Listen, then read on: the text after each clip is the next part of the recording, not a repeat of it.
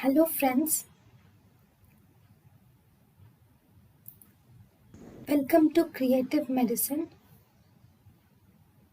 In this lecture, we will learn about Edrophonium. Edrophonium is an indirectly acting acetylcholinesterase inhibitor which is short acting with half-life of 10 to 20 minutes. It is a carbamate with an alcohol group. Then it is actually a nicotinic receptor more commonly than the muscarinic receptor.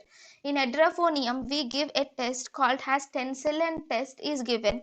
So this Stencilin test is given IV to differentiate between the cholinergic crisis from myasthenic weakness.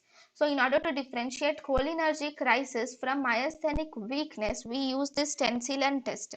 This Stencilin test is positive even for Lambert-Eaton syndrome also. Edrophonium is used in the treatment of post paroxysmal supraventricular tachycardia. thank you and thank you for watching.